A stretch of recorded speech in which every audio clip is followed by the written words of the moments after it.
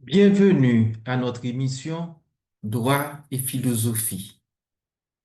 Cette émission présente des textes philosophiques majeurs qui ont des implications juridiques. Elle est présentée chaque deuxième dimanche du mois sur votre chaîne Thémis Culture. Les devoirs de l'État selon Adam Smith. La richesse des nations d'Adam Smith est généralement considérée comme la Bible du libéralisme économique. On y trouve aussi une philosophie du droit et de l'État. Comment pourrait-il en être autrement? Car le libéralisme n'est pas seulement une doctrine économique, elle est aussi une philosophie politique. Dans le livre 5 de la richesse des nations, Adam Smith développe sa conception de l'État qu'il nomme le souverain ou la République. Il s'agit bien d'une conception libérale de l'État. Selon Adam Smith, l'État ou le souverain a trois devoirs: protéger la société contre la violence, protéger chacun des membres de la société, établir et entretenir des ouvrages publics.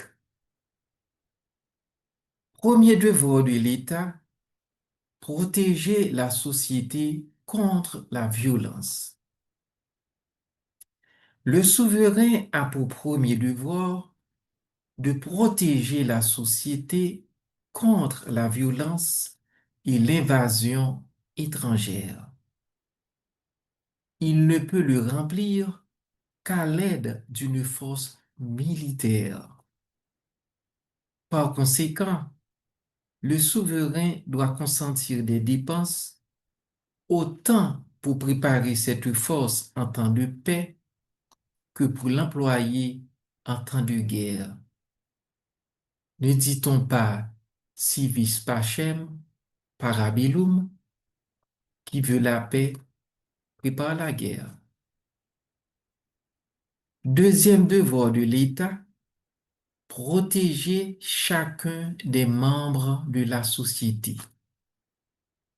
Ce n'est pas seulement la société en général que le souverain doit protéger, mais chacun des membres de cette société. Ainsi, il doit protéger chaque membre de la société contre l'injustice ou l'oppression d'autres membres de cette société. Le souverain doit particulièrement défendre les riches contre les pauvres, ceux qui ont quelques propriétés contre ceux qui n'en ont moins. Car le gouvernement civil a pour objet la sûreté des propriétés. Bitova Oba, dans sa chanson intitulée Tansiya, a écrit avec humour: il faut les biens pour protéger les vies en bonne et due forme. Pour protéger chaque citoyen, l'instauration d'une justice impartiale est indispensable. Pour y parvenir, Adam Smith affirme que non seulement il est nécessaire que le pouvoir judiciaire soit séparé du pouvoir exécutif, mais il faut qu'il en soit rendu aussi indépendant qu'il est possible. Troisième devoir de l'État, établir et entretenir des ouvrages publics.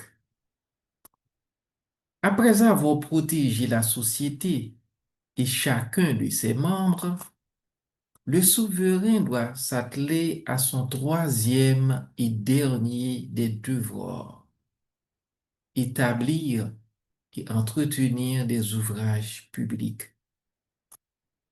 Il s'agit des travaux et établissements publics nécessaires pour la défense de la société et pour l'administration de la justice. Ceux propres à faciliter le commerce et ceux destinés à étendre l'instruction parmi le peuple.